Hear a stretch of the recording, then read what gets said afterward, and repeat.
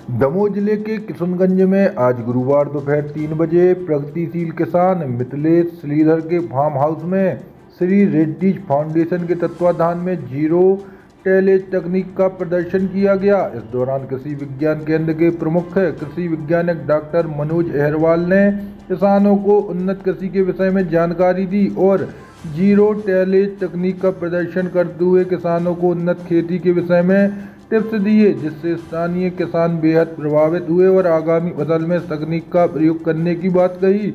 वहीं उस दौरान मुख्य रूप से मिथिलेश श्रीधर, कृषि वैज्ञानिक डॉक्टर मनोज अहरवाल, वरिष्ठ विकास अधिकारी पथरिया उमाशंकर प्रजापति, रेड्डीज फाउंडेशन के क्षेत्रीय प्रबंधक अंकित माथुर, ट्रेनर शुभम से, फील्ड ऑफिसर मालती अहरवाल सहित स्थानीय किसानों की मौजूदगी रही। हमारे साथ में रेड्डी फाउंडेशन से जबलपुर से हैं, SDO प्रजापति जी भी हैं, हमारे प्रगतिशील किसान भी हैं और मिथिलेश श्रीधर जी और मालती जी भी हैं और हमारे थम्बन जी और सभी किसान भाई। आज हम लोग गांव आए हैं, किशनगंज जो गांव है जो कि पथरिया तहसील में आता है। यहाँ पे एक चीज़ का ट्रायल हुआ या टेस्ट हुआ जिसको अपन जीरो टिल सीडल द्वारा खेत में बगैर आग लगाए बढ़िया तरीके से गेहूँ की बोनी करी है और एक नई टाइप की सीडल आई है, तो उसके बारे में थोड़ा सा हमारे रेड्डी से बताएंगे और जोर से बताएंगे। नमस्कार, मेरा नाम अंकित माथुर है और मैं डॉक्टर रेड्डीज फाउंडेशन में क्षेत्रीय प्रबंधक के पद पर कार्यरत हूँ। पिछले लगभग 3 वर्षों से हम जबलपुर ज़िले में गेहूं की जीरो टिलेज तकनीक का प्रचार प्रसार कर रहे हैं। इस वर्ष से हमने दमोह में भी इस तकनीक को आजमाने की प्रयास किया है, जिसके अंतर्गत हमारे किसान भाई मिथिलेश जी के यहाँ पर हम लोगों ने लगभग 1 एकड़ में एक डेमो लगाया है जीरो टिलेज मशीन के द्वारा गेहूं का। तो उसमें थोड़ा सा अपना अनुभव हमारे किसान भाई भी बताएंगे। नमस्ते सभी किसान भाई, मेरे अधिकारीगण सभी लग रहा बहुत बहुत काम। ये तकनीकी जो है इसमें मैंने बगैर खेत की जुताई किए सीधी पानी देके उसकी पलेवा कर दिया और पलेवा के बाद सीधी बोनी की। तो पहले मुझे कुछ डाउट हो रहा था कि जर्मिनेशन प्रॉपर होगा कि नहीं होगा, क्योंकि ये पहली बार मैं कर रहा हूँ। मैंने थोड़ी कम जगह में एक ही एकड़ में किया था। तो जब जर्मिनेशन थोड़ा मुझे फिर भी लगा कि एक बोनी के 2-3 दिन बाद मुझे लगा कि कुछ बीज ऊपर पड़े हुए हैं, तो मैंने इसके जो भाई भदौरिया जी है उनसे पूछा, तो उन्होंने कहा थोड़ा नोजल से पानी दे दीजिए। तो मैंने उस पर पानी लगाया और अभी फसल ये है, आप सब लोग देख रहे हैं, बहुत ही अच्छा जर्मिनेशन हुआ। और एक फ़ायदा ये हुआ कि मैंने बाजू में, इसी के बाजू में बोनी करने के बाद पानी दिया।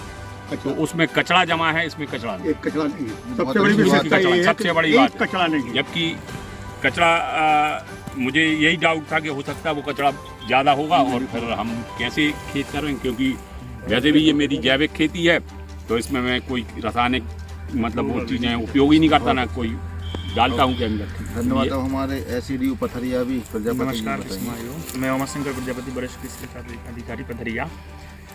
जैसा कि आपने श्रीधर जी को सुना, उन्होंने एक बहुत ही अच्छा कार्य किया है। एक मोटिवेशन है हमारे सभी किसान भाइयों के लिए, क्योंकि जैसे शासन का हम लोग को दिशा निर्देश मिल रहे हैं कि नरवाई प्रबंधन के लिए नरवाई ना जलाई जाए, तो उसी दिशा में इन्होंने काम किया है। और हमारे जो रेड्डी फाउंडेशन से हैं, इन्होंने बहुत मतलब इनकी हेल्प की कि जो बोनी करने के लिए मशीन उपलब्ध कराई। जो इस तकनीक से जो बुआई की गई है, इसमें बहुत सारे फ़ायदे हैं। एक तो ये कि हम डायरेक्ट इसकी बुआई कर दे रहे हैं, तो हमें इसकी जुताई करने की ज़रूरत नहीं पड़ी।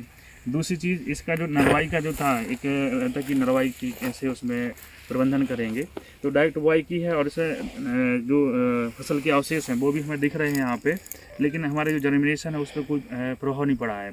जैसे इन्होंने बताया कि इसमें अभी खरपतवार भी नहीं उगे हैं। अब खरपतवार ना उगने का एक कारण भी है, यदि इसमें जुताई कर देते तो नीचे जो मिट्टी में जो उसके खरपतवार के बीज थे वो ऊपर जा रहे थे, ऊपर जैसे ही आते और वो निकल आते, जर्मिनेट कर जाते। अब चूँकि क्या है कि अब वो नीचे ही हैं, तो अब इसमें खरपतवार उगने की कोई चांस नहीं है। पानी भी देंगे तो जो खरपतवार के बीज नीचे हैं वो नीचे ही रहेंगे, सड़क के गल के ख़त्म भी हो जाएंगे। ऊपर वाला जो था, ऊपर वाले जो बीज रहे होंगे वो जर्मिनेट करके ख़त्म हो गए हैं, अब ऊपर जाने वाले हैं नहीं वो। दूसरी चीज़ कि अभी जिसमें कोई जुताई का और दूसरे जो खर्चे आते हैं वो उसमें लगे ही नहीं हैं। इसमें यदि ये चाहें तो अभी जैसे गेहूं की फसल बोई है, गेहूं की फसल काटने के बाद तुरंत ही इसमें एक मूंग का ट्रायल भी कर सकते हैं कि डायरेक्ट इसमें मूंग की बुआई कर देंगे और जो अभी जो फसल अवशेष जो रह गए इसकी क्या हो एक जैविक खाद बन जाएगी किसके लिए, अगली फसल के लिए। और इस पर एक हम फसल और ले सकते हैं इसमें जिसमें किसी प्रकार की कोई हमें जुताई की जो आवश्यकता नहीं पड़ेगी। लेकिन जब हम नेक्स्ट जब खरीफ की बुआई करेंगे तो उसके लिए फिर एक जुताई जरूर करना पड़ेगी, क्योंकि फिर मिट्टी जो होती है ना एक कठोर हो जाएगी, कठोर होगी तो फिर थोड़ा हमारा उस पर प्रोडक्शन पे इसका ज़रूर इफेक्ट पड़ेगा।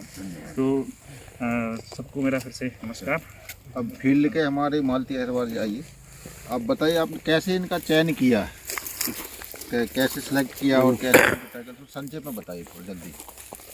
सभी को मेरा नमस्कार। मेरा नाम मालती अहरवाल है, मैं ग्राम रेहाना से हूँ और doctor Reddy's foundation community facilitator के पद पर कार्य करती हूँ। जो हमारी संस्था का मेन उद्देश्य है कि बिना जुताई की सीधी बुआई करना, यानी किसान की लागत को कम करना। तो हमने दादाजी के यहाँ पे धान कट गई थी इनकी और फिर इनको बुआई करनी थी, तो फिर हमने इनसे बोला कि आप जुताई ना करके डायरेक्ट बुआई करें। तो इन्होंने